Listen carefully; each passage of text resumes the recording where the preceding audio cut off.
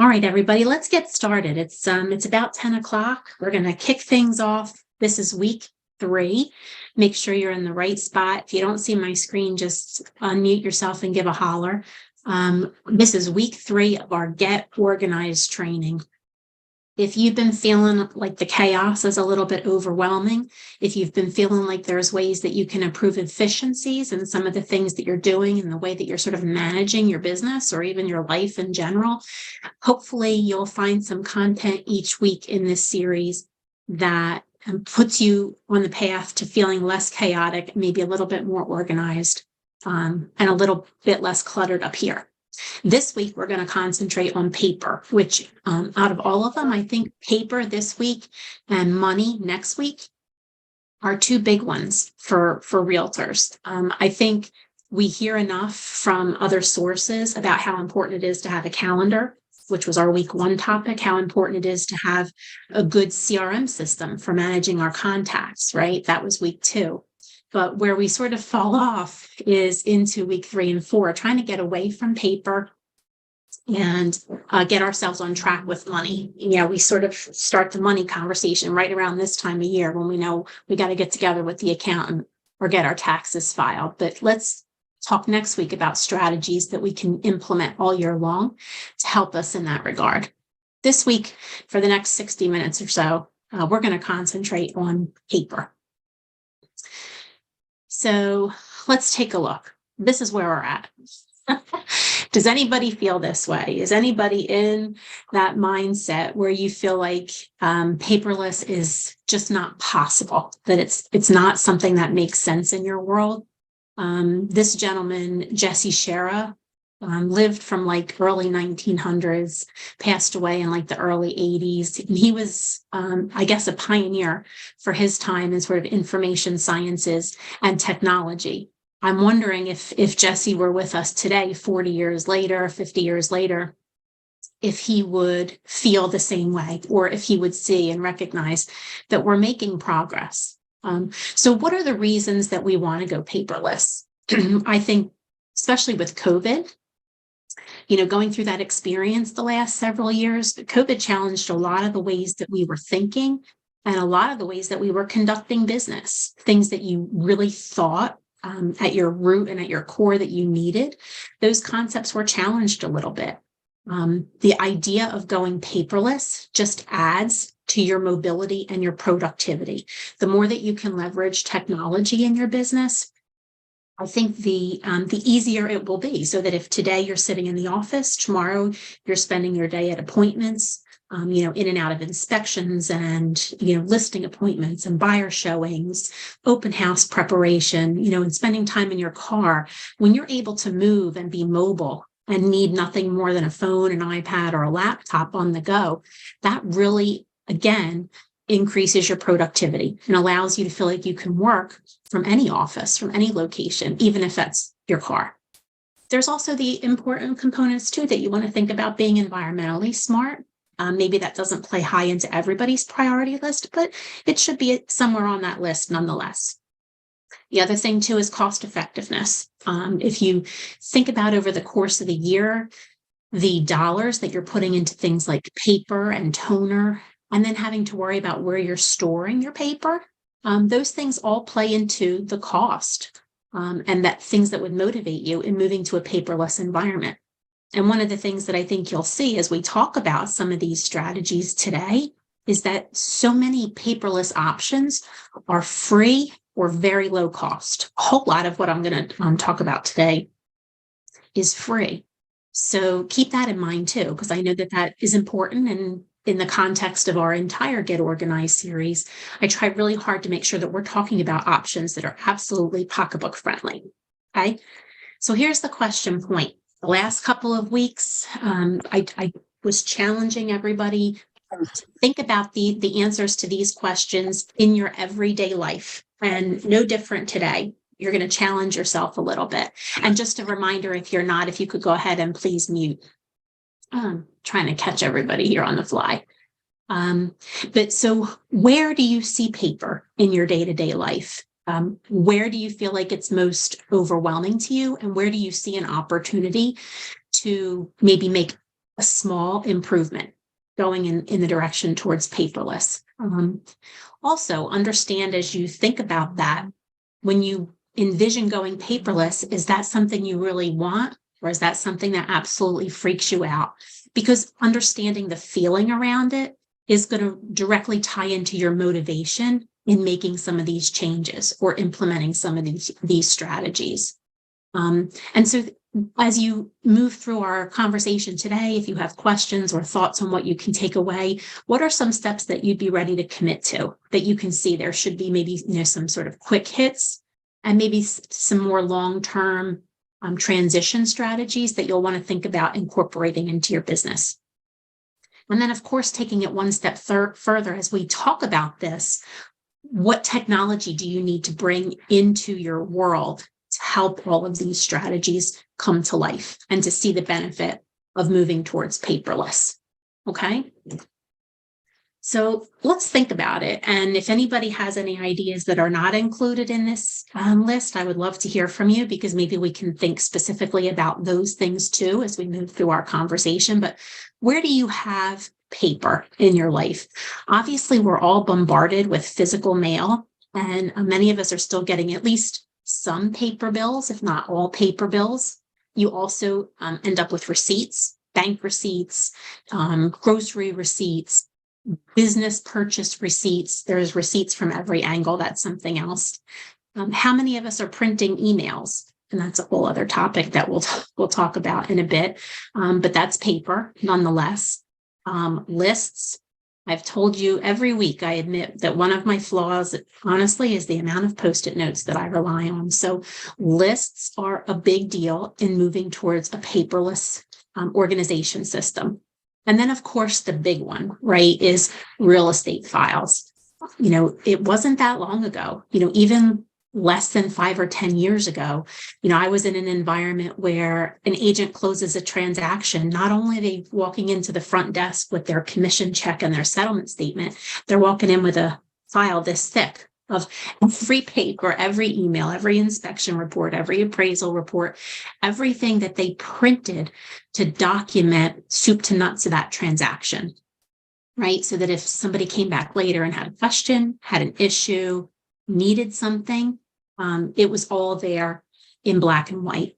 Well, how do we get away from that? How do we change that mindset without feeling like we are sacrificing something, still feeling like we have all of our ducks in a row, if you will, once that file is closed and settled? So we're going to talk about those things. Let me just check in here. That's a really good one, Kevin. Taking notes from training classes. That's really great. And I'm going to talk about some of the things that I'm going to share with you today. I think could actually be really good strategies from that. Yes, and Michelle is reiterating too, the notes from meetings. So let's sort of dive into that. And before we do, a couple of really quick things that I just want to mention. If none of these other strategies today are sort of warm and fuzzy to you, here's some things that you can absolutely do right off the bat. Okay. How about thinking of all the mail that ends up in your mailbox on a monthly basis, and where can you move to paperless billing? Where can you eliminate, whether it's your electric bill, your cable bill, your monthly mortgage statement? Where can you move to an online platform to get those things from those vendors? That's quick and easy. How about receipts? These days, more and more vendors, whether you're at Staples or, the sporting goods store, I don't see it yet in the grocery stores so much, but, and even if you're out to dinner, having a meal, even a business dinner, more and more, you have the ability to pay all electronically, even through a QR code I've seen, and then to request your receipt electronically. That's an easy, quick hit to move away from paper and to help you further improve your organization goals with technology. Leverage your phone. We've talked about that already the last couple of weeks, and I'm going to show you exactly how in the next couple of steps. And the other thing too, if environmentally conscious is important on your list, let's think about, do you want to invest in a shredder, maybe for your home office?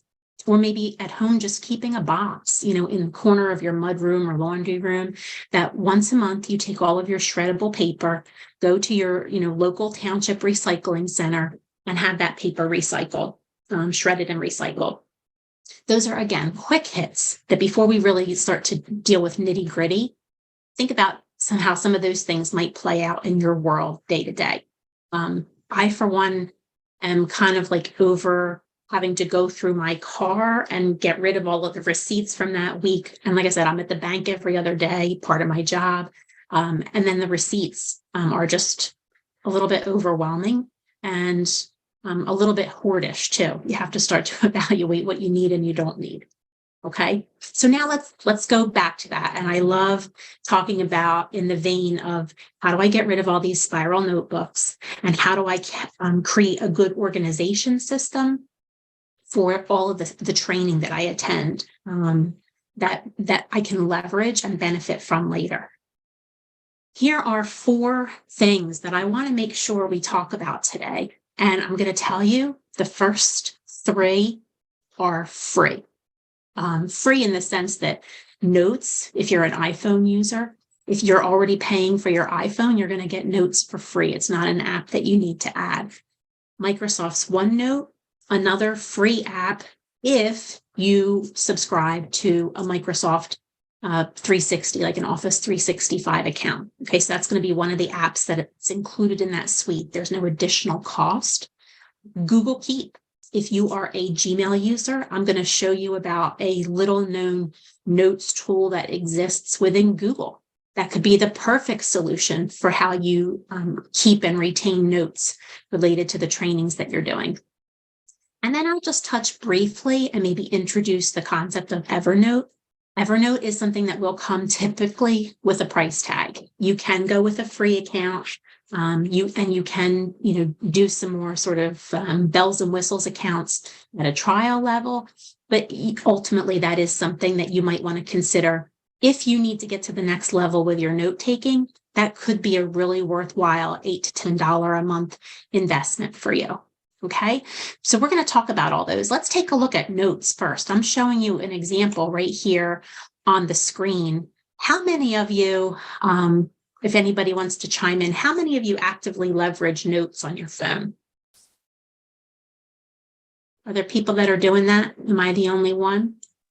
I do. Hi, Diana. Good. Thank you, Sarah. How are you? Good, good. So my checklist moved from the napkin to my notes. Okay.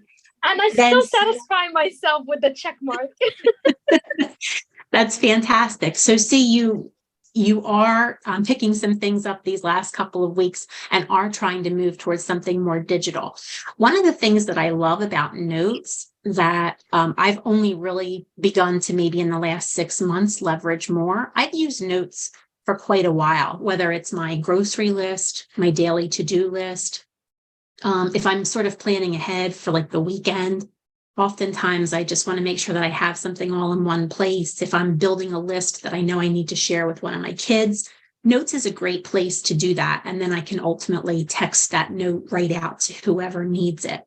But one of the features that I really wasn't using a whole lot was the photo component, that I can build out a note and pull in photos into that note that could help me later. So here's like a perfect example, an everyday, real life example that if I'm sending the kid to the grocery store, I can guarantee you if all I did was put steak seasoning on the list, they're going to come up with something that's not anywhere near what I was looking for.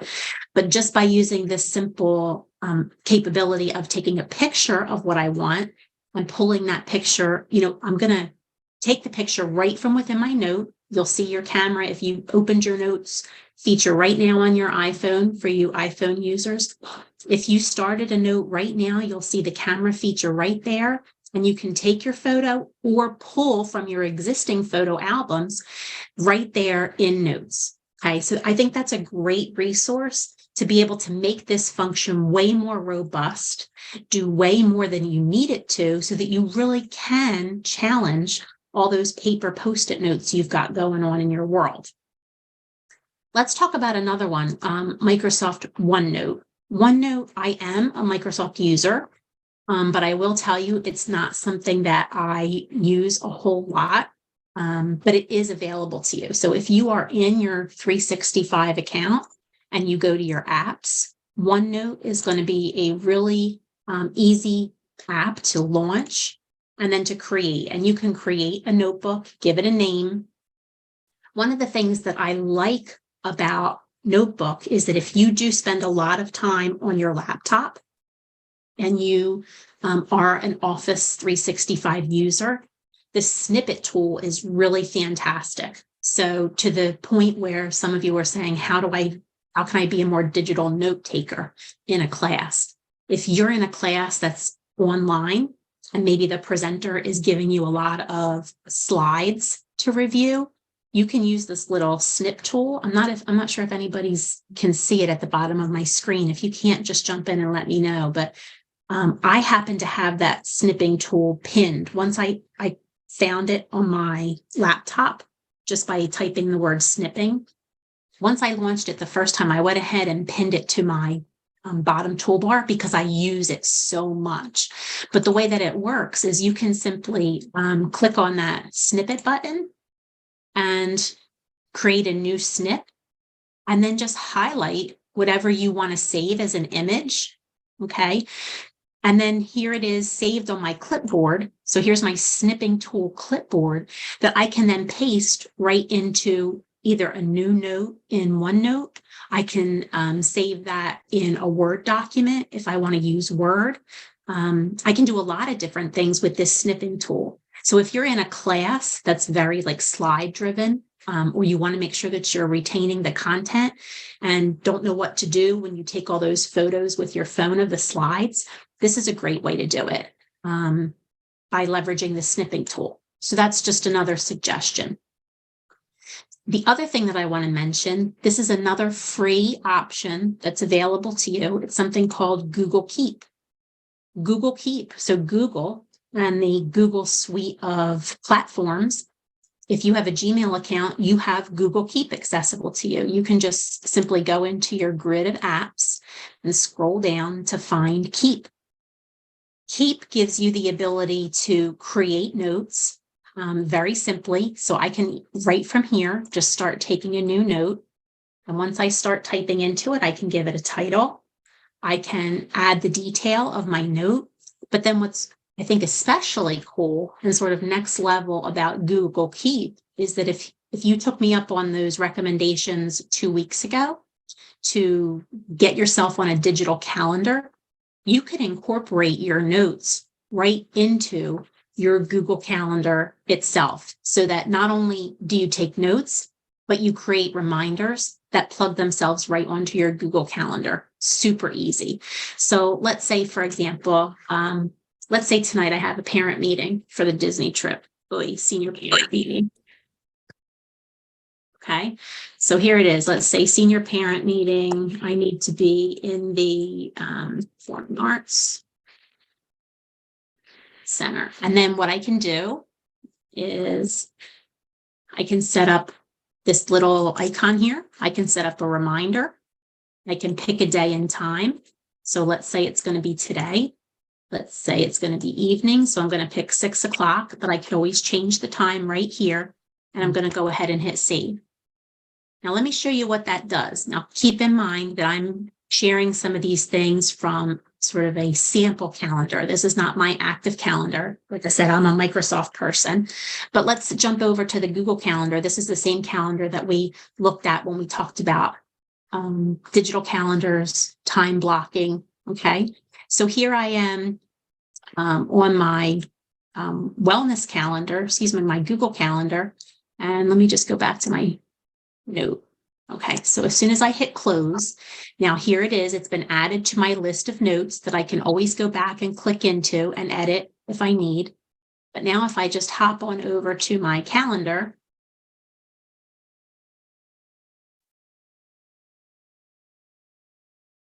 there you'll see I have 2 items because I happen to create a reminder with both of these Google Keep notes. I had a reminder about Wellness Edge with our upcoming Friday session. And then the senior meeting that I just added. Now take a look at what it's done. It's gone ahead and put the reminders right on my calendar for me. So it's kind of saving you that extra step of having to go and put an event on your calendar. The other thing that you can do that's really cool is just like with notes on your phone, you can incorporate documents, you can incorporate images, photos, and attach them right to these Google Keep notes. So for those of you, again, going back to how do I get rid of those spiral notebooks and all those random pieces of paper, this is a great solution for that. And then two, taking it next level, if there are handouts or follow-ups or links that relate to those trainings, you can go ahead and incorporate those right into your note as well. So another great way to leverage technology to improve organization. And thank you, Michelle. So Samsung, for those of you who are on Android devices, you have a similar note. Is it called Notes, Michelle? Snagit. Yes. Okay, And so Snagit is much, like much Snippet. more powerful than Snippet. Oh, and I was pretty happy with Snippet. So that's Oh, really yeah. good to know. It's absolutely, but again, and you can, it's like $49 to buy it. It's, software package, but for that $49, you can install it on multiple devices, like, 3 computers or something like that. Like I have it installed on all my laptops. That's awesome. And is it $49 one time or $49 for the year? One time. Yep, one time. You're just buying the software package. Okay, great. So these are all tools that you can, I think, very easily incorporate into your business. Well, I'm just going to find who that is. That you can incorporate into your business to help take some of that paper. If I get it. To help take some of that paper off of your plate, off of your shoulder, literally, and improve your mobility and your efficiency going forward. Okay. Anybody have any thoughts or questions on any of those 3 ideas? So that's Google Keep, Microsoft OneNote, or leveraging notes, whether it's, from an Android or an iPhone device, an Apple device. Any other ideas that you're using creatively? I love that, Michelle, I can always count on you to be like super into technology, and thank you for that. Anybody else have any unique ideas along those lines for note keeping or list taking, how you might organize those things? Diana. Yes. So the app Notes, I like to use the scanner. The scanner is amazing. Yes, we're going to circle around to that in just a couple of minutes. And that's that's great, Sarah. I'm glad you mentioned that because that's another hidden gem that people don't necessarily even know exists with that scanner. So for sure. I usually use it for my seller disclosure. Perfect. That's awesome. It's an absolutely great use for it because how often do your sellers want to print that document out, complete it, with, wet ink, sign it, and then you're left with a document that maybe you don't have a physical scanner at home. You don't want to have to run into an office or to a local Staples store to be able to scan it to yourself. What's a quick and easy way to do it? Leverage your phone. So we will absolutely talk about that in just a couple of minutes. So thank you. One thing that I do just want to mention, because it is an option out there, and because I do hear a lot of people in real estate circles in particular, really sort of pat the back, if you will, of a platform called Evernote. These other 3 platforms that we've talked about now, whether it's your phone's Notes app, the Google Keep app, or Microsoft's OneNote, those are all free and accessible to you. Evernote has a free version, but it is a little bit limited. The biggest limitations I see are in terms of account size and device limitations. But definitely when you move over to a paid account, which can be as little as I think $6 or $7 a month, and then it goes up, they have 2 or 3 platforms to choose from. It can become a very robust organization system for you. Gotta find if I could just remind people to please mute yourself. But it can be a very robust organization system where you can not only create new notes for different individual circumstances, trainings, to-do lists, if you will, but then you can create sort of a greater method of organization and prioritization, even sort of taking it to the next level with a dashboard of sorts, and moving into integrations. So if you have a lot of other technology platforms in your world and you want to be able to incorporate and integrate those platforms with your to-do list and with your calendar, Evernote might be something that you might want to consider, and the cost might be worthwhile to you. Okay. It's not something that I'm going to spend really a whole lot of time on, because I think, we're approaching this as, beginner level, right? Like, let's just get started and make some impactful changes to our business. I will tell you, for me, I'm kind of like right at the cusp where I'm starting to heavily consider moving to Evernote and sort of picking up on all of that additional functionality that I am not getting from some of those local and free apps. But again, there's still a whole lot of muscle in what I'm using.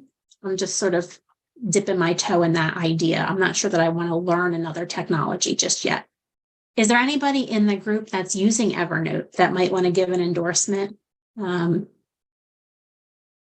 Voice notes. That's another great idea, Laura. So tell me about that. Do you just record a voice note to yourself and save it on your phone? Yes, I just basically say, "Hey Siri, take a note for me." That's great. And you just heard it respond. Never mind, Siri. It's very convenient. Well, that couldn't happen if we tried. So I love that Siri's responding to us. So that's great. So again, if you're in the car, right? So now you're, again, using your phone. You're not scrambling for a piece of paper to write something down. You're leveraging functionality and technology that already exists to work for you and make your life a little bit easier and keep you on track. So I love that suggestion too. Thank you for sharing that, Laura. No problem. All right, great. So before we get into scanning, picking up on Sarah's mention a few minutes ago, one other thing that I just want to talk about is how you're organizing your email. Does anybody in the group, or maybe, I don't know how I should ask this, are you or are you not identifying some way of organizing your emails, your inbox? Does everybody sort of leave everything in your inbox and you're constantly trying to find things and search for things, and that helps or doesn't help you? How about you, Millie? Do you have a question or thought on that? It's funny that we were just saying this. Me and Sarah have been talking about organizing emails. And so, no, I don't leave everything in my inbox. I wind up making labels for everything. And what I just started doing, give me a second, baby. What I just started doing was auto, like I get a lot of, how you say, almost like junk mail, but you're reading like the KCMs and all this stuff. So it's not junk mail, but where I can auto filter it out of my inbox and straight into a label without actually missing really important stuff within the label, within the inbox. If that makes sense. Yes, that's awesome. So to be able to leverage some of that auto organization is great, so that you don't have to necessarily touch every single email that's coming into your inbox. I love that. Anybody else that's using some sort of organization with your inbox? Let's see. Try. Yeah, we all make efforts there, Rochelle, for sure. And thank you for Christine for your honesty. 4,000 emails for sure. Yep. Folders and the emails are definitely, so one of the things, and I'll tell you, like, and here I am being completely vulnerable, right? Because look at my inbox, 1,500. But here's the thing. Once I started implementing a system, someday in a perfect world, when I have 2 or 3 days with absolutely nothing else to do, I promise myself that I'm going to go back and deal with the 1,500 or so emails that I know existed before I really started to implement a process. What I found for me that works, again, as a Microsoft user, but you can do this in Google too, and I'll show you a little bit of how that might work. You can create subfolders. In Microsoft, they're called subfolders. In Gmail, you would call them labels, okay? For me, this is the absolute easiest way to mentally get emails out of my inbox and into a system of organization that makes sense. If I'm dealing with particular properties in my pipeline or particular buyers or sellers, I might organize folder by that client name, or if it's a listing, by that property address. I receive tons of emails that relate to, because as a team leader, every time there's a transaction that closes, I'm getting a notification. So a ton of accounting emails. So I created a folder for that to be able to organize all of those things, a separate folder for CDAs. So if I need to go back and reference a CDA that somebody didn't receive, those emails alone in the course of a day can be, kind of fast and furious at times. So having a place where I can very quickly move them out of my inbox, because oftentimes I don't need to touch those emails in the moment. They don't require a response, and they don't in that moment require action on my part. So let me get them out of my inbox and out of my view, if you will, so that they're not sort of clouding what I do need to concentrate on and the emails that do require attention from me.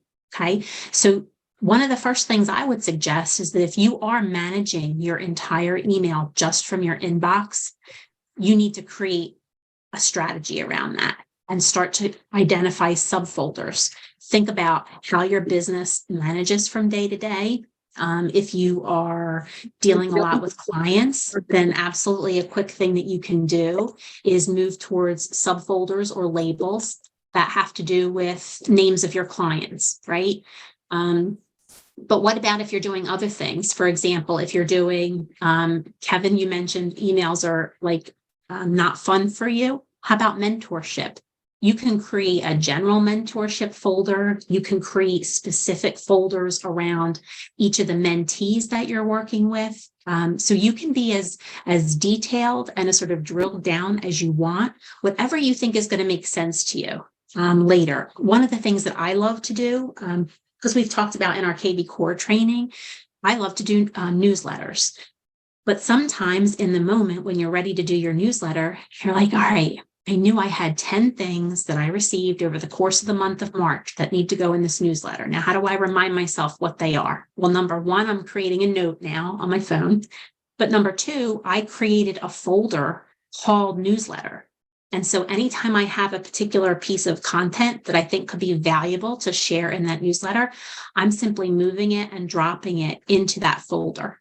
And I'll also go to that folder too and leverage it for content, for me, team-wise. We do a team meeting every month, and then that newsletter typically every month or every other month. So having all of that content in one place where I'm not like, oh, who sent me that email? Which board did it come from? Which MLS sent me that really cool tool or trick? Or now I've got it organized in one spot. It's going to make my time way more efficient, right? Because now I'm spending those minutes creating the content, not finding the information to build the content from.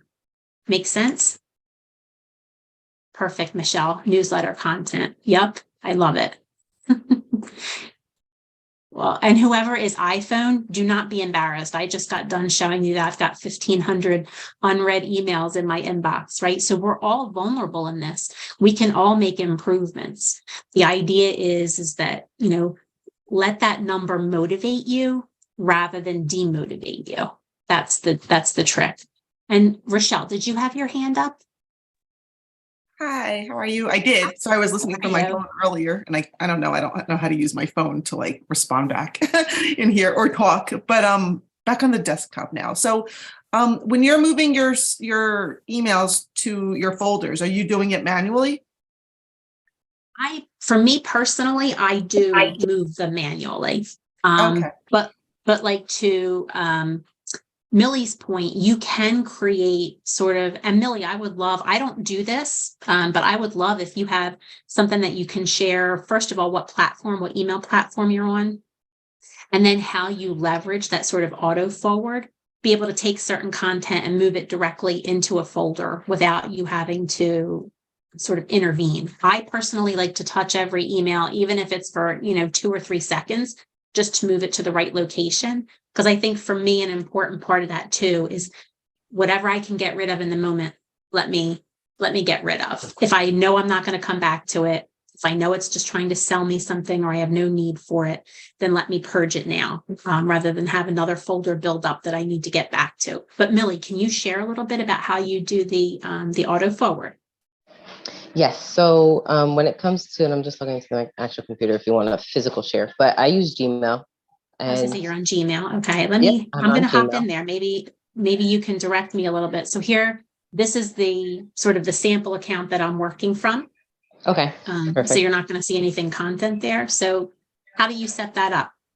So go into choose, let's say that top one that just came in, like actually open up that email. Okay, And then all the way to the right, you should see 3 little dots. yep. The more And then, dots. yep. And then the third one down, it says filter messages like this. Yep.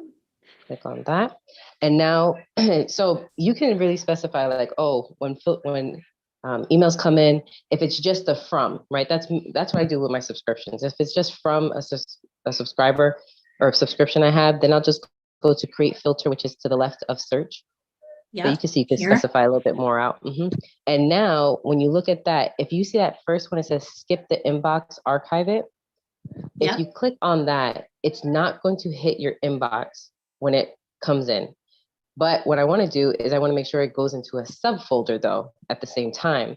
So underneath it, it says apply to label. Yep. And now you want to choose the label. And you could pick So let's whichever say label I that don't. you want to create. Yep. So here to that point, exactly what we were talking about by creating subfolders in Office, you can create labels in Gmail. So in this case, I only had one label set up because again, this is not an active account that I use. So to Millie's point, if I created a bunch of labels or subfolders first, then when I come into this drop down, I can go ahead and choose from any of those labels or subfolders so that anything that comes in from Little Kick Soccer is going to go directly into, let's say I picked online purchases, and then you just create the filter here, Millie. Correct. Awesome.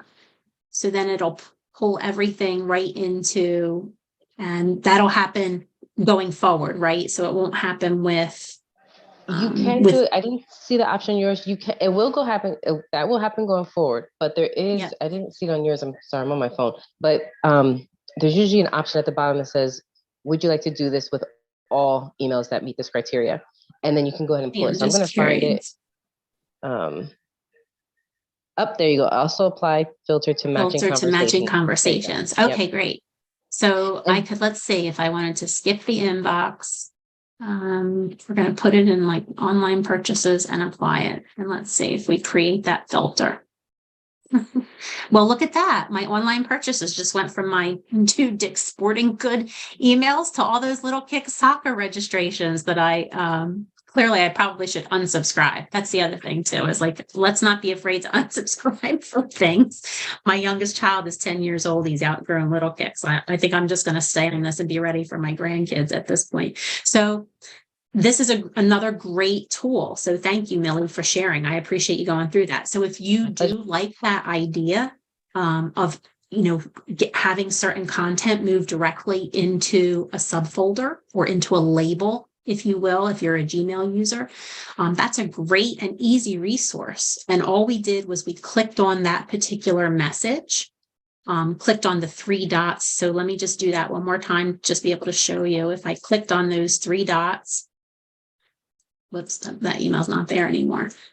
So once I click on those 3 dots in the right-hand corner from the open email, then I can go ahead and right from this filter messages like this, create all those parameters that help me better manage the inbox.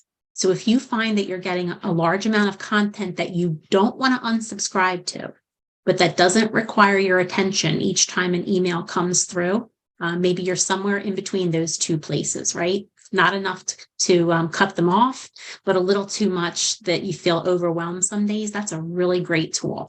Okay.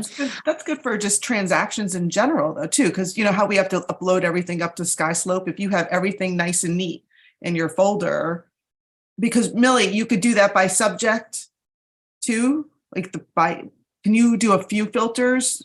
Like, yes, you can. So you can break it out even further. If it has attachments, if it doesn't have attachments, But like Michelle said, you want to make sure that you actually go in and Yeah. look at folders. So it's like you got to make sure when you come in, you're like, oh, my inbox is clean, and you're like, oh, that's great. And then you're like, oh, wait, I have 1,000 emails over here. So you want to make sure you actually have the system to look at your unread. Well, it'll show up though, right? On the sidebar, like it'll like where Deanna has online purchases, like it'll like highlight. So you know, plus if it's your transactions, you better be looking at them. But Yes, it will. yeah. There's another program, but it's a paid one though. I think it's called Folio. And I used to belong to it, but kind of like what Deanna was saying, I don't know. I just everything, and I don't know, maybe I should have given it more of a chance, but it does something similar to this. This is perfect because it's free, but it would just organize, it would take certain, I guess, categories and subjects, and it would just automatically put it in there. It was kind of weird for me, so I obviously never stuck with it, but I kind of, at least if I have the Google one, I'm kind of in control and I'm setting the parameters. So thank you.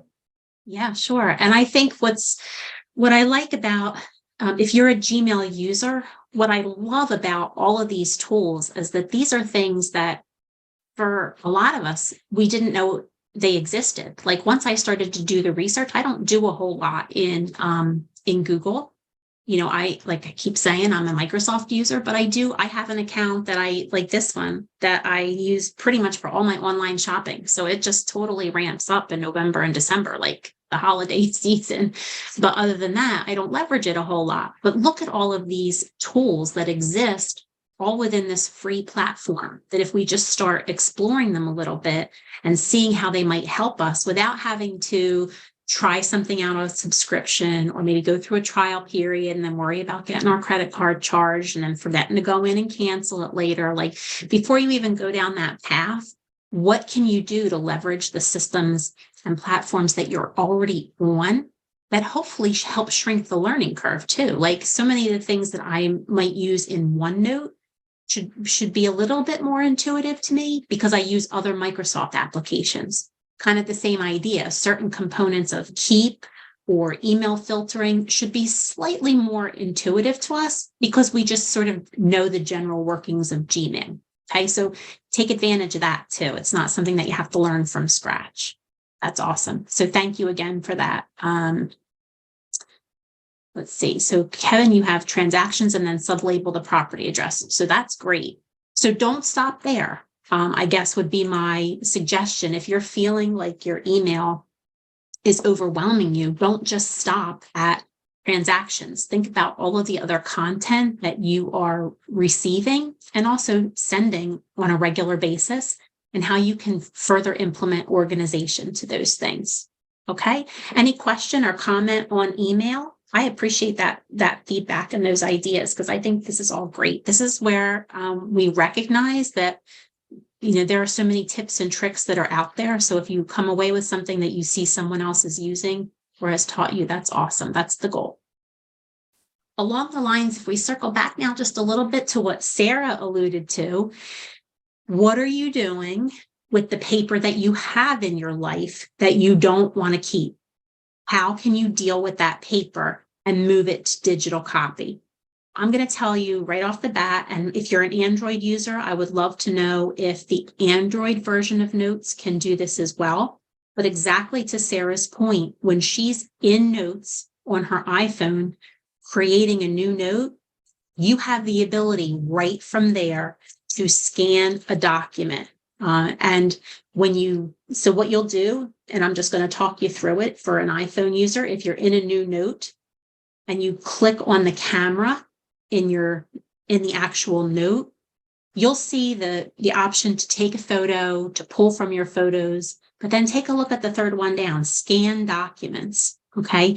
This is where your phone becomes a mobile scanner. Now you can take any document, whether it's that seller's property disclosure, maybe it's, a copy of an earnest check that you picked up, that you're getting over to the title company for one of your buyers. Maybe it's a seller proceeds check. Maybe it's the settlement statement. You name it. It could be anything, right? It could be the receipt from dinner last night. It could be something that your kids need, whatever the case may be. You can now click on that scan documents And what it will do is it will allow you to one at a time take an image of each page. And then once you're done, you can save it and name it. And then if you are on an iCloud platform on your iPhone, or I would imagine a similar cloud platform on your Android, you can save and upload and back up that document and then share it through email, through text, or whatever other way you would share documents typically through your cell phone. And this is free. This is something that already exists. It's not you having to go out and purchase an app, subscribe to something, learn something new. It's already existing on your phone that I think a large percentage of people really don't tap into at all. Sarah, did you have any comments on the quality of the scans that you get with your phone, with your iPhone notes feature? No, this you covered it all. It's perfect. I love it. It comes in handy. I can scan and upload into my email all the seller disclosure pages. They're like almost 11 pages sometimes. I love it, you know. Diana, for next time, would you be able to show us how to create a QR code? That's really cool. One of the things that for April, so next week we're going to talk about money. Ooh, tax time. But then for the whole month of April, we're going to really talk about marketing, aspects of marketing, where you're leveraging technology in easy, manageable ways to improve efficiency in your business. And that's one of the items that's on the list, Sarah, is absolutely QR codes, and doing that in a variety of ways. Are you interested in that from a business marketing standpoint, or do you have other thoughts in mind? So I'm trying to lean into my people and leverage my connection with other businesses. I have a guy in the home insurance business. He's a broker. So he is also from my community. Me and him talked about creating flyers and putting them in different mosques. But, you know, old generation go to the mosque. So there's the old people that will pick up a paper flyer, but then the younger people, they don't like paper. So we're thinking maybe we can create the QR code and let them scan our information into their phone. Awesome. That's great. So there are a couple of things that I can show you when we do some of that training in April right off the bat that you can leverage in KV Core. KV Core is going to give you the ability, without leveraging any other technology, to pull your own personal QR code for your website, specifically for your EXP website. Or you can create a QR code from within KV Core for any EXP listing as well. So those are two things right off the bat before you even learn anything more, that you simply log into your KV Core and can do those, can create those. And it would be from within under the website section of KV Core, go into the sort of sub menu called embeds. That's EMBEDS. And you can get some QR codes there. But one of the things that we'll talk about in our April trainings too is how you can sort of take QR codes to the next level and utilize them in other ways, in ways that may involve a subscription or a cost to do it. And there are also some free platforms out there as well, but there may be limitations with that. So that's a great point. Thank you for that, Sarah. Thank you so we'll much. Definitely Diana. touch on that. Yeah, sure thing. Another thing too, if you're not an iPhone user or are looking for something that maybe might be a slight tick improvement quality wise, one that comes on high recommendation is Adobe Scan. Adobe, I'm sure that you know from the Adobe suite of products with PDF readers, PDF generators, and so forth. This is another free app that you can download from the Google Store or your phone's App Store, and can give you for free a high quality PDF scan of your document. So again, just another option where you can take your phone, a tool that each of us already has that we leverage every single day, and make it that much more functional. There are other platforms, and I'll just mention them out here. In my research, I made sure to find platforms that are sort of getting endorsed from multiple outlets, right? So whether it's like sort of like those tech reviews that are out there, or maybe I think one of them might have been the New York Times. Like these are the names that are coming up frequently in those, top apps for 2023 or top apps for text scanning. That's Cam Scanner, Genius Scan, and Swift Scan. But these all come with a cost. Typically, the reason that you might go to them is if you needed to be able to do more than just scan and send the PDF. If you wanted to be able to convert it to something that was editable, if you wanted to be able to integrate it with other technology platforms, those sort of next level functions typically will require maybe a subscription. And you might find that some of these free versions are a little bit limiting to you. But I would say 9 times out of 10 for the work that we're doing day to day, you're going to find an immediate quick hit if you have at least one of these 2 free options and you're leveraging it on your phone. Any questions or comments on that? Yeah, scan to PDF. So Millie, you use scan to PDF? iScanner, that's a great one, Christine. Sorry, I used that before, but honestly, I bought a scanner that's on the go, so I just use a physical one. Okay. And is it something that's like portable, like in your car or in your home office? Yeah, it's portable, so I could just link it up. It doesn't need the internet, so I could just link it up to my laptop and then scan wherever I'm at. I prefer that actual physical one. Oh, nice. So that's another. And what is it called? Good question. Here it is Epson. I'm just going to turn the video so you can see it. Okay, great. So, and there, for those of you who maybe don't want to use the phone or who like the benefits of having a physical scan device, you certainly can go that route. Again, my goal here is to just make sure that you know that this technology exists, that if you didn't have that mobile scanner with you, if you were on the go or sitting in a seminar or, whatever the circumstances might be, maybe you're sitting at, at a lunch meeting or a breakfast meeting, or maybe you're talking to an agent, maybe you're talking with a buyer or seller, just the ability to sit there with limited devices and limited access to the tools, knowing that your phone can suddenly become your scanner. Again, always in the background, recognize that the more effectively you're leveraging technology, the more that's going to improve and enhance the perceived credibility that you have with the people that you're working with. The bottom line here is that not only is technology going to make our lives better and things run more smoothly, help eliminate some of that chaos, but it helps us demonstrate that we're better equipped to manage the world that we're in today. That's really important. Perception, as we hear a lot on those Tuesday masterminds, perception is reality, right? So how are you leaning into that instead of running from it?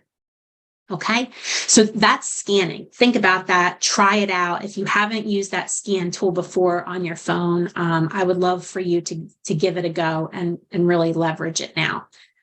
Now, here's the elephant in the room. Let's talk about our files. What are we doing to get away from that 2-inch thick file that haunts us because we don't have it with us, because our backs are breaking, carrying the files to and from the office, to and from the closing, to and from. And how many times do we find that, we spill something on a document, we forget something at home, and we realize the limitations of not having that physical piece of paper with us. So tell me, for those of you that are here, I know a lot of us are using Dotloop. Is there anybody who's using a platform other than Dotloop? Or are any of you, and I would appreciate honesty if you are in this space where you don't have a good place to manage your files digitally? I love Dotloop. I used to hate Transaction Desk. I never understood that app. Oh my God. Yeah, Dotloop is much easier. There are people, I will say, I do hear people that say the opposite, that Transaction Desk is easier for them and thank you, Zip Forms. That's what I was going to show you, that Transaction Desk is easier and Dotloop is a little bit more challenging. But I think the point is that with these other things that we've talked about up until now, these are, I think, much shorter, much smaller learning curves, something that everybody hopefully found something there that they can take back and maybe say, okay, I'm going to spend 30 minutes later today or tonight or this weekend implementing some of this organization into my world. Files and this aspect of your business is going to take more effort. And oftentimes, if you're not on a digital platform for your transaction management, there's going to be a bigger learning curve, and it might even be a little bit painful in the process. But I promise you at the end, it's worth it. Ideally, what you want to do is put yourself on a platform where it's going to accomplish three things for you. It's going to have a library of documents that you can go to at any time you need for whatever circumstance is involved in your transaction. So whether it be a contract, every addendum, every brokerage form that you might need to lean into, whether it's referral related, commission related, disclosure or waiver related, a lot of our brokerages have unique forms that we need access to. So you want, first and foremost, a platform that's going to give you that library to select from, that you're not having to go out on the internet or log into your brokerage or hunt and peck to find the form to work from.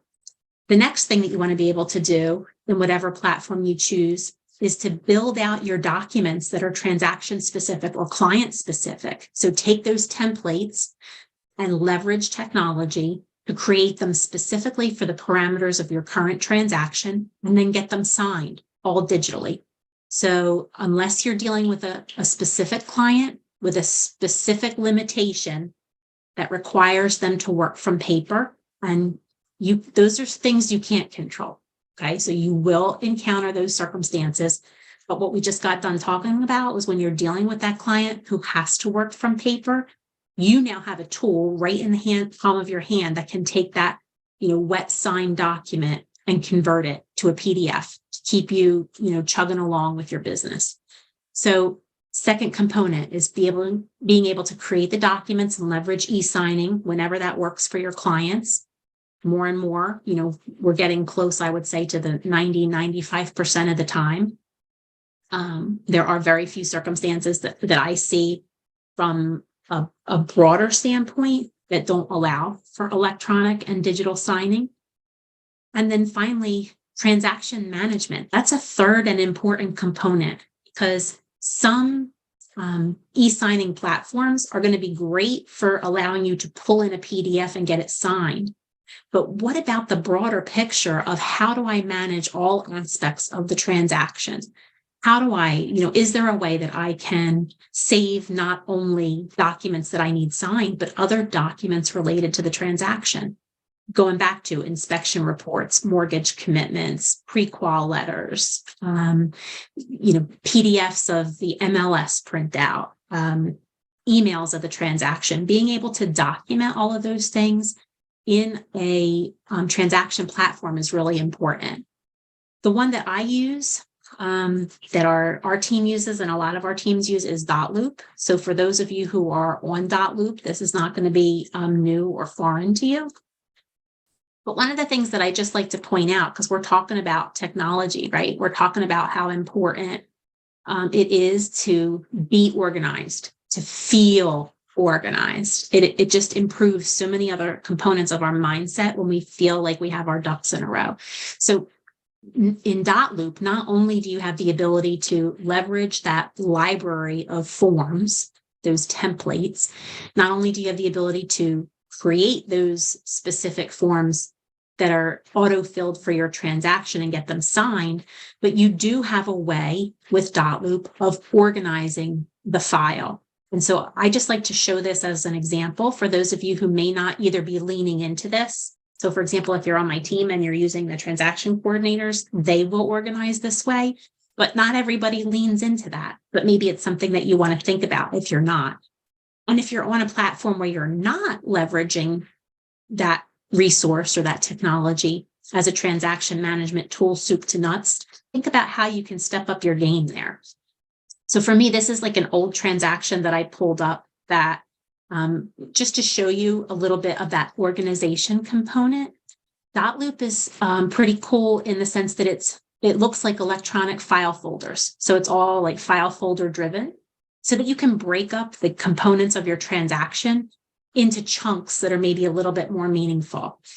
If I am a listing agent and 234 William is a listing that I have, then I might want to create a folder that manages all the offers that I received and all of the interaction that I had with the seller from an email standpoint around those offers up until the point of contract. If I am a buyer's agent, then I might need to document the 6 or 8 offers that we had to go through before we ultimately were able to get to that transaction where we went to a contract and close. So the idea that I can all in one place from a folder standpoint, manage each of those prior offers and simply click to open or click to close is again a great way to digitize and document all of that effort and activity. If somebody needed to come back to you later and ask you questions about, okay, Deanna, you worked with the Smiths, there's an issue that's come up, and maybe it related to one of those offers that never got accepted that you just sort of put out of your mind and forgot about. But if you had it properly documented here in their transaction folder, you can not only answer the question or the inquiry, whether it's a broker inquiry, a client inquiry, a real estate commission inquiry. Not only can you address that specific inquiry, but you can demonstrate that you've got it all documented in the context of your entire journey with that client to get them to a closing. Okay. So again, taking that thick wad of paper and making it something that you can leverage and tap into down the road, sometimes years after a transaction has concluded.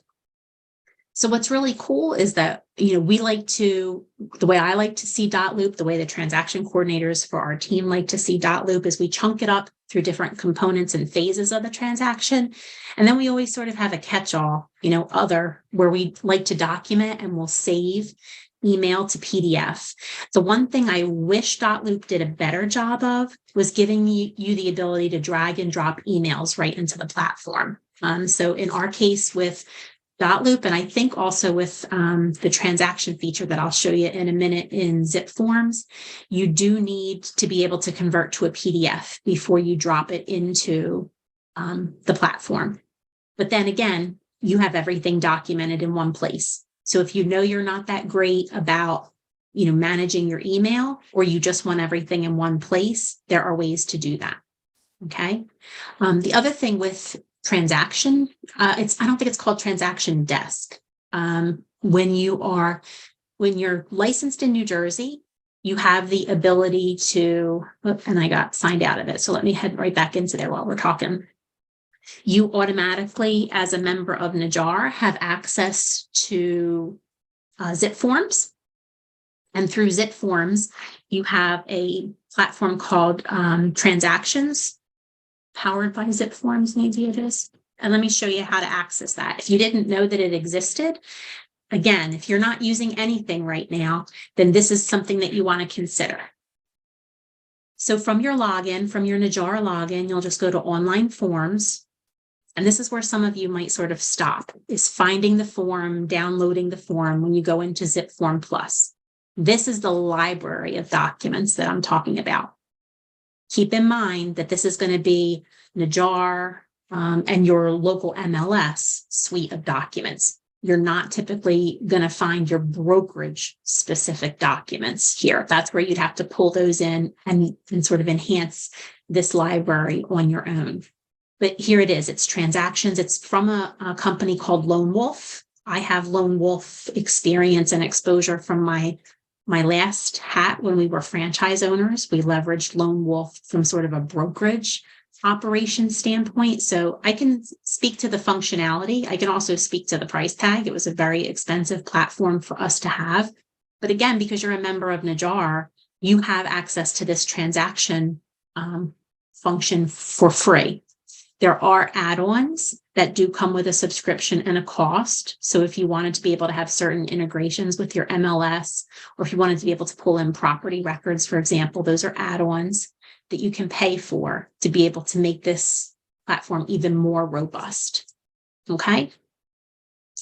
Skyslope. Okay. And that's great, Millie. I like to hear that. Thank you, Sarah. Regular files on a computer. That's awesome. So Jim, Jim, I have a question for you, and then Millie, a question for you. So Jim, with your digital files, are you leveraging Loop pretty much entirely, or are there other aspects of technology, other platforms, if you will, that you're using? Can you repeat that again? My toddler is screaming in my ear. Sure. See, we will work wherever we need to work and under whatever circumstances. Are you using primarily Loop to maintain your entire digital folder, or are there other places where you're keeping track of your transactions digitally? So my transactions, I everything I use, like documents wise, I just send to the transaction coordinators, and they kind of use Loop. But as far as like keeping things for myself, because I'm not a huge fan of Loop. I mean, I'm not very versed in it, so I don't use it a whole lot. I just let the transaction coordinators do it, but I like to keep things for myself as well. And I find I use Microsoft Cloud, and I can get all my files, even from my other businesses, across all my devices by using the cloud service. That's a great point. Thank you for that, Jim. So and Jim brings up a great point that if there are things that you are doing beyond real estate too, some of these other platforms, like just even exploring further what Google Drive, for example, can do for you, or what Microsoft and its cloud with OneNote can do for you to be able to organize not only your real estate business, but be versatile enough to handle other components of life too, whether it's other businesses that you manage. Maybe you are managing the PTA or the booster club, or you're doing things with the kids, or you're a member of an MLS board. There are so many things that you can do with the technology in front of you to help you and to keep your ducks all lined up, instead of feeling like you're in the middle of, I think of the movie The Birds, like you feel like you're under attack, right? Because things get so overwhelming. These are super practical strategies that you can be implementing every day. So awesome. Thank you for that. And then let's see, I think Millie, you mentioned SkySlope. So I know when we started with EXP, for me, it's about 2 years ago, SkySlope was more limited, but it has really grown in its sort of robustness over the last 2 years. So what are you doing in SkySlope, Millie? Do you manage everything soup to nuts? Okay, so we haven't gone through that closing yet, but I do the beginning, because I do like exclusive buyer agency agreements and tenant agency agreements. So from the beginning of the transaction, I already, like, you have to take time to sit down and make all the templates where I made each template from the CIS, the dual agency, all that, and I auto populate. It's pretty much the same thing you do in Loop. But since we have to use SkySlope anyway in the transaction, I'm like, I don't know the Loop into SkySlope. It gets me a little overwhelmed. So I made templates where all those e-signatures and filling in the person's name is already created, so that when I'm ready to send out a package from the beginning of the transaction, or beginning of working with the client, I should say, I can send it to them because I've already made that. And it's easier for me to do it that way. Yeah.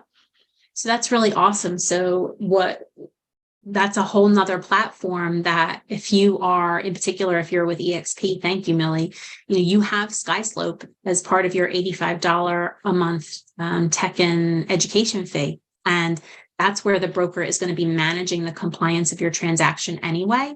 So Millie put a little bit of elbow grease into it in the beginning to be able to create some templates herself that would be functional moving forward. So you kind of like set it up one time, and then you can leverage sort of that auto populate feature moving forward. So that's another great option that, again, you might be dealing with elbow grease as sort of a cost factor, but not dollars. So great. Awesome. I have a question. Okay. Yeah. Is there a cost for Loop?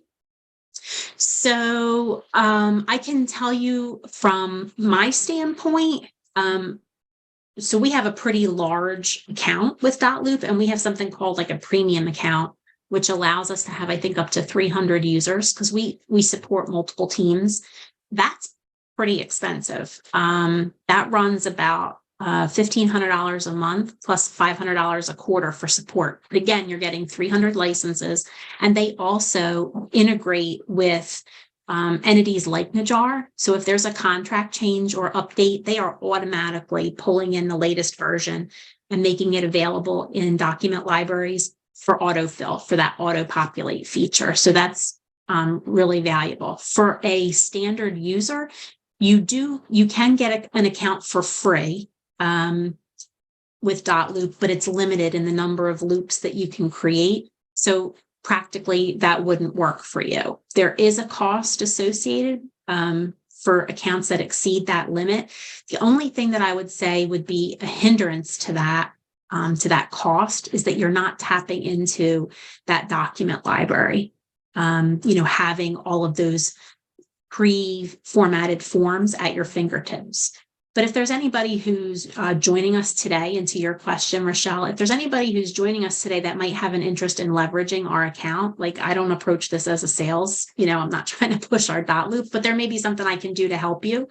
So let me know, just message me separately, and that might be something that we can work out, because that's a really big component, is just having quick and easy access to those documents that you can just sort of tap the ones you need, pull them into your transaction and move forward is a big deal, a really big deal. So consider that and think about how you can get away from the paper. People may not know, though, you can also access just in I'm not sure if every MLS has it. I don't think Bright has it, but I use Transaction Desk, which is right in CJ MLS. Mm-hmm. And I learned that from Jeffrey Kist, because before that, my old office, we were with Zip Forms. But Transaction Desk, I like it. I think it's good. It's free. That's why I was just curious, if there's no difference and I'm happy with Transaction Desk, then there's probably no use going to Loop. But I know so many people that use Loop, it makes me wonder, like, maybe it's a more robust platform. But and then I thought about SkySlope, but then if we put everything in SkySlope, if we were ever to leave EXP, right, we would lose all those files. So it's probably better to have something separate, just so you have your own files. And that's a really great point. And that's part of why we've really, as we made our transition, we felt like Loop was something that we were absolutely not only going to keep because we had that previously, but we were going to, invest more heavily in, because it could serve as sort of that entire soup to nuts, give us the library, give us a place to create and have our documents e-signed, but then also manage all other aspects of the transaction. The only shortfall, again, that I feel, it can be finicky, it can be wonky sometimes with the signing process. But that I can even get beyond. Once you learn those idiosyncrasies, it improves for you. But I wish that we could drop in emails without them having to be PDF. Does Transaction Desk allow you to import emails into that platform? I don't use it I really just use it just to set up the forms. I don't go as far as like having emails going. I mean, maybe it could. I never really looked into it. Usually I'll just take, all my forms, have them fill out everything. So Transaction Desk uses it's called Authentisign or DigiSign.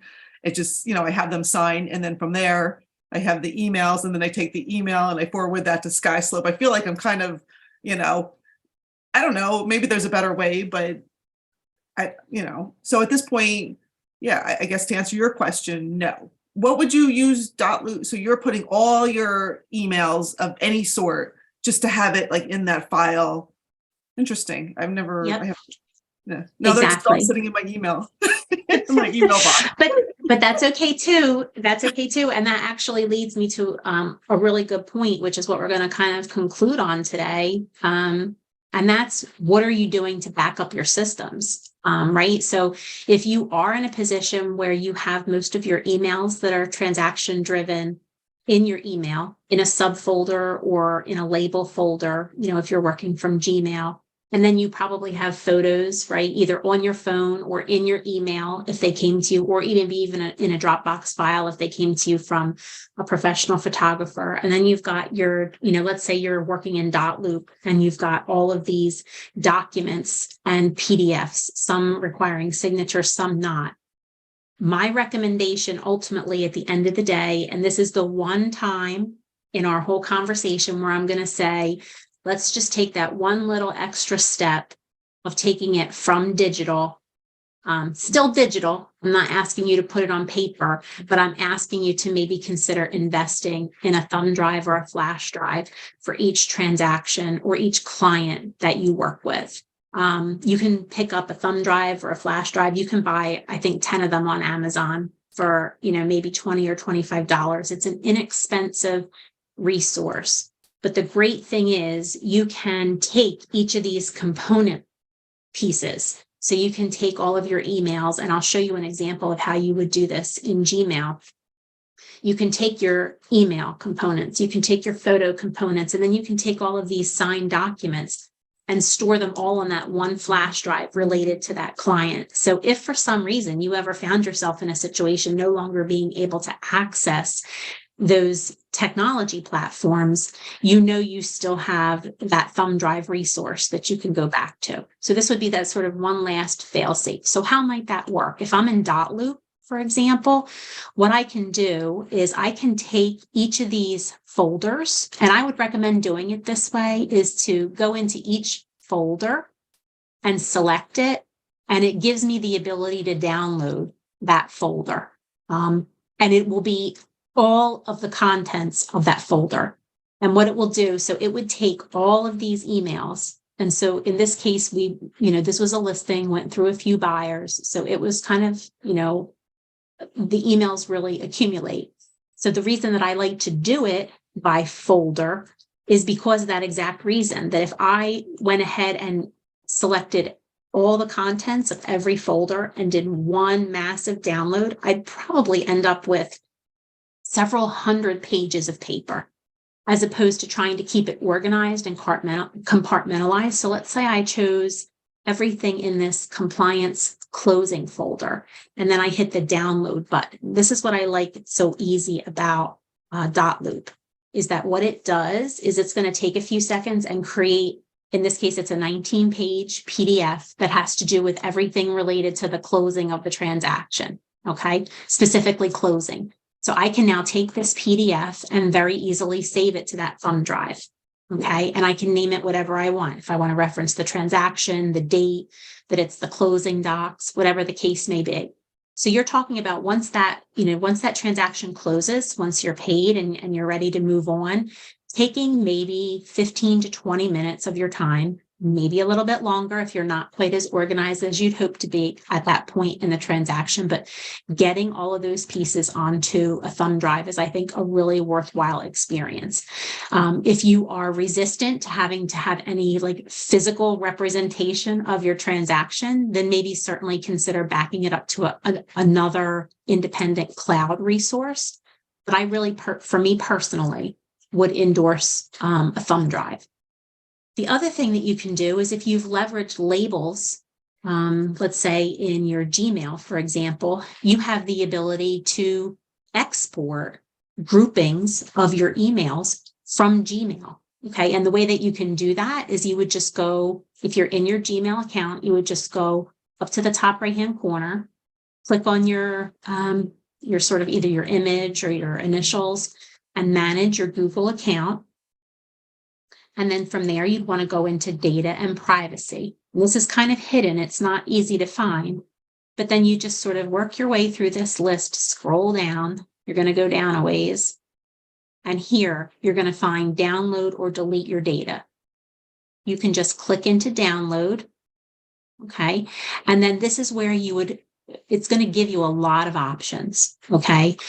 If you wanted to export your entire Google file, like your entire Google footprint, you can do that here. But what we're talking about is just taking emails that relate to a specific transaction and backing them up to a reliable backup source. Okay. So in that case, we would deselect all, and then you're just going to scroll down till you get to Gmail.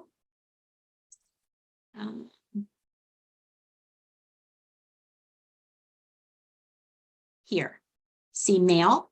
So I'm just going to click on mail, and then I'm going to click right now. It's taking all mail. I want to click in there and identify that I don't want it to be all mail. So I'm going to uncheck all, and I'm going to uncheck these other ones that sort of are defaulted. And I'm going to scroll down, I'm going to uncheck. I'm going to scroll down and find my file. In this case, remember I created a folder for online purchases, but you would find the label or the file for your specific transaction or client. Just check it and then click OK. And then what it will do from there, Google will create what's called a takeout folder. Takeout as in like literal, like dinner takeout, that Google will stick into your Google Drive. And then you can take that file from your Google Drive and simply copy it and paste it into your thumb drive file right from your laptop. So again, we're just talking about thinking of all the places where you're keeping data around your files, and at the end of the day, bringing them all together in one place so that if you have to go back and defend, explain, rely on, refresh your memory, help your client, whatever the reason is, the fact that you can recall all of that information in one place instead of saying, all right, it's not in .loop. Okay, let me go and see if I can search through my email. Maybe I'll find it there. Well, no, I didn't find it in my email. Let me see if I can go find some evidence in my photos, in my photo album, right? So what we're trying to do is eliminate all that because all of those things are time sucks that are just taking effort and energy away from things that could be making you money in the here and now. So that would be my last recommendation as we sort of wrap up today, that you make sure at the conclusion of it all that you have some sort of backup resource in place and that you're not forgetting about the transaction or the technology once you get paid. There's that one last bit of work to do. So does anybody have any questions on this? Thank you, Rochelle. Anybody have any questions, comments, ideas, thoughts, feedback? I do. And yeah, please jump in, Millie. Give me a second, baby. So my question is going back, and this is great information, especially that backup. It's important. Whoops, I think we lost. There we go. Oh, sorry. A call was coming in. For the Najar, I think the zip forms it was. Mm-hmm. I knew, okay, so I haven't played around with that. Are you able to do the same thing in Najar that you do in .loop, which is keep files per transaction, or is it just that you're pooling forms from like compliant forms? So there is a whole transaction component to zip forms.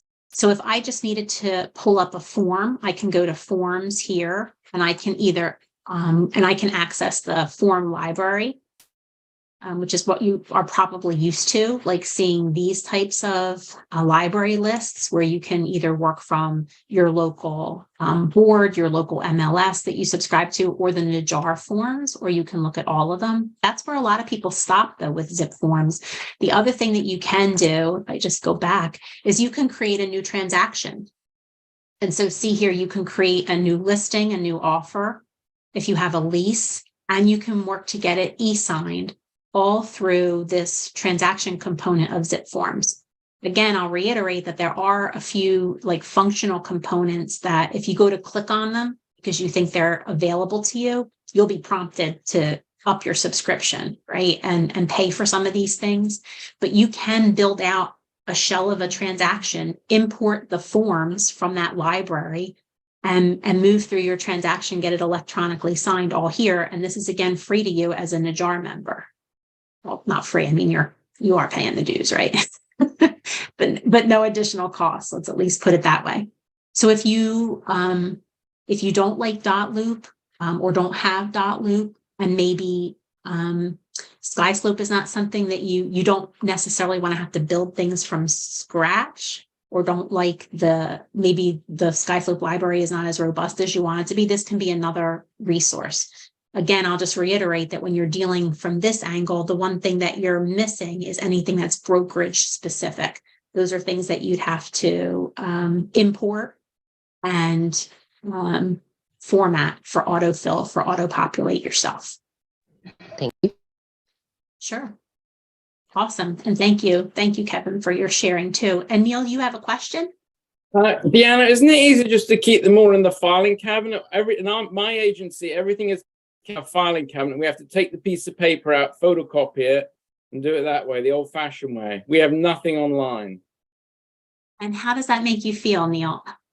Fine. I go into the office and because I'm old fashioned, so I'm fine with that. Well, and I think that, there are a lot of us that that are still at least have a few toes, if not a whole foot in that thinking. But I think what's happening is that there's been quite a shift. And as our business hours and days get longer and our need for physical space and location get shorter, because that is sort of where we're going, right? And whether that takes another 10 or 20 years, I think as our industry has more and more the younger generation joining it, that's going to help propel where the shift is going to be more and more about the technological resources and less about the people and places resources. So I think your ability to sort of at least integrate some of these things and technology in some ways in your business day to day makes sense. But I think the greatest value is just knowing that you don't have to make a trip to the office, that you don't have to rely on somebody being there to pull the piece of paper and scan it to you, that you don't have to be worried about what happens if that physical file is destroyed. That if you have a digital copy and then you have a backup source as well, that you are well protected to ensure that you can always, either in the moment or years from now, access the data that you need surrounding the work that you do professionally. So that would be, I think, sort of one of my biggest arguments and reasons that I would say consider dipping more toes in technology and less in relying on physical paper. Our office looks like the files behind your desk right now. Well, and that's a really good point too, because I'll mention that I am still because not only do I wear a real estate hat, but I do a lot in accounting and finance for several entities within my husband and our businesses. And so I still receive a lot of paper. So this system that you see behind you is really important for me to manage what's coming in. But one of the things that I do, small steps, but with big outcomes, one of the things that I work to do more and more is make sure that when I complete a task or a process incoming paperwork, that I'm either in the moment saying, how can I go paperless? Or I'm scanning my result. So the report that I generate is digital, saving copies of maybe like PDF copies of the checks that I write or PDF copies of the invoices that I'm paying, as opposed to having all this paper that I need to put in a box and send to archive and pray a year from now when I need it, that I pull the right box from archive so that I don't spend $100 just trying to get to the right box that has the right file to get the question answered. So this is probably not the ideal situation, but this is everyday life, with me trying to show you, I'm trying to implement change too. It's not easy all the time, but it's worthwhile. So good luck to you, Neil. Thank you. Sure Hey, thing. Deanna, can I touch on the physical storage thing you mentioned earlier? Yes. All right. So for those of you who want a physical storage and not use a cloud, I use both. I have a physical storage and a cloud, but it's digital. What you mentioned as far as thumb drives, that'll work. Be careful with the brands you get because they do get corrupt and they only last so long. If it was me, I'd highly recommend brands such as Western or Seagate. And on top of that, I personally use a 2 terabyte hard drive that's pretty much the same price as buying, 15 or 20 single hard drives. And now you got to figure out whose is whose. Whereas the physical hard drive itself, it's about the size of an iPhone. You can take that anywhere you want. And sometimes it's cheaper, sometimes it's about the same price. That's but awesome. just so that's out there. That's fantastic. I appreciate that very much, Jim. So again, you said Western and Seagate are reputable thumb drive. Western's the best one as far as my experience goes. Seagate is probably second, and then SanDisk is also good. They've been around for a long time, but I think they're like third rate. Okay, and SanDisk is probably the one out of all three that I'm most familiar with. Yeah. And then how about, would you have a product recommendation for your hard drive? Is that a Western product or something else? Yeah, mine's a Western 2 terabyte solid state drive. If you're going to be mobile, get a solid state drive, not a actual old hard disk. that has moving components, because as soon as you drop it or bump it on anything, it's not going to work anymore. So solid state, the solid state drives are what your thumb drives are. There's no Okay. moving components. Fantastic. Okay. This is all great information. Thank you. So I appreciate the endorsement of having a physical backup that still isn't paper. Thank you for that. And I appreciate the recommendations from somebody who knows the importance of it and from someone who knows technology. And Jim, I know you leverage it in multiple ways with multiple businesses. So thank you for those recommendations very much. Anybody else have any thoughts, ideas, things they want to share, or things that maybe we didn't cover that are frustrating you from a paper standpoint we might be able to tackle? Okay. Well, what I hope we did today, which is something that we've tried to do in our past couple of weeks, is challenge some of the things that you're doing in your business, making small changes to get big results, helping you feel better, reduce the chaos, and keep it going. So take some of these away. If you have ideas and feedback that you want to share next week, we'll spend a few minutes on that. And then, yes, we're getting ready. It's tax time. So we're going to talk about the money. It's time. We've avoided it for an awful long time. We've got to dive in. So come with your questions, how to manage the components of your real estate business from a technology standpoint, how to get your ducks in a row. Thank you, Jim. There's Jim's hard drive. And we will see you next Wednesday at 10 a.m. One big reminder for those of you who have joined us today, who might also feel like there's another component of your life that needs some love and attention. We've got our Wellness Edge group that's meeting on Fridays. This Friday will be our third week. Same Zoom link. So if you got to us today, you know how to find us on Friday.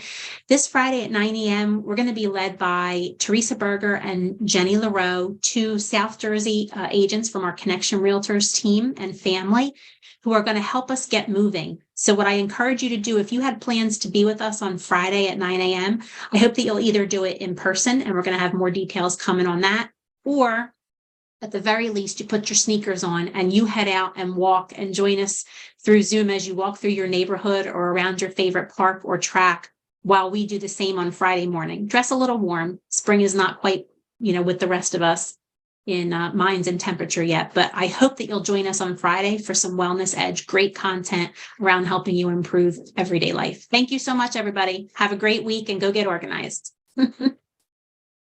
Bye-bye. Thank you. Bye. Thank you. Bye-bye.